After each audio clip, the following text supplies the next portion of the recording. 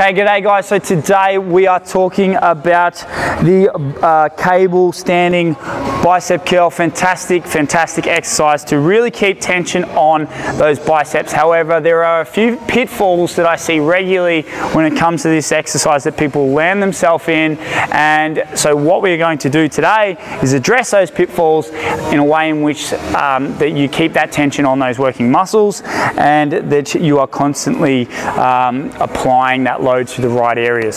So the number one pitfall that I find with people is that they take a staggered stance. Now, the reason why, look, a staggered stance in this particular instance isn't so bad because it's pulling from the bottom leverage point here, but with say a bicep curl, a barbell bicep curl or a dumbbell bicep curl, with the leverage point out in front, what we do is we start to leverage off this point and we create a mechanical advantage. Remember, we want to place our muscles in the most disadvantaged position possible in order to create the most amount of stimulus and the most amount of growth.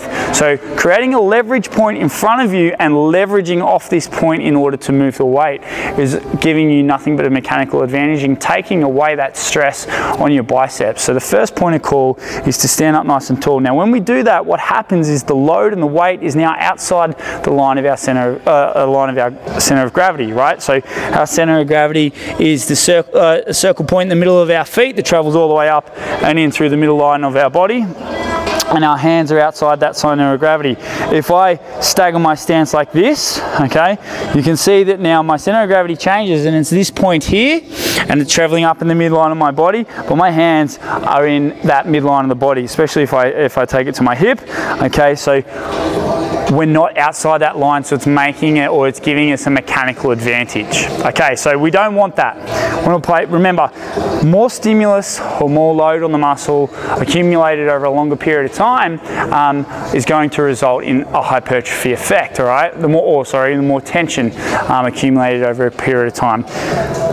So that's number one, staggered stance. No, we want to be standing up nice and tall, shoulder blades back and down, create stability. Okay, so when it comes to our standing bicep curl, it's exactly the way off the cable is exactly the same way that we would do it when it comes to our standing barbell bicep curl. And because it is, it's no longer a free weighted exercise, but we're going to act like it is, and that we're going to screw our feet in, lock our knees out, and squeeze our hips through, quads and glutes on, because we want to create as much stability through our lower portion of our body so we don't cheat. Often you see people swinging, you see people bopping, and you see people getting up onto their toes in order to create momentum and move that load. Remember, momentum is not our friend. Momentum takes away tension, which is then not going to, over a long period of time, give us as good a result as we possibly could. So, the next common issue I find with especially the barbell bicep curl is people rock up and under, okay? Now when we're in this position, we actually lose the tension through our biceps because again, it's the center of gravity. We're starting to pull this closer to our body and we're using our shoulders a great deal more, okay? So what I want to make sure that we are doing is that we're keeping our shoulder blades pinned back and down, our glutes are on, our knees are locked and our feet are screwed in. From here, we're gonna curl up, but not under, okay? So that bar now is still outside the line of our center of gravity, so the center of gravity now changes. It's now in between our elbows, okay?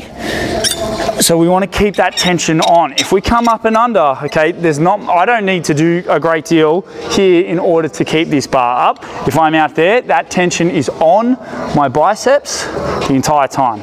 So again, pull our shoulder blades back and down. We're going to come up, squeeze hard, back down. And we're keeping that tension through that bicep the entire time, okay?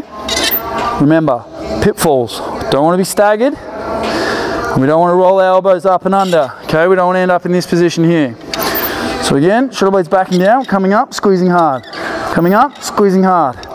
And this here is how you want to do your straight bar curl.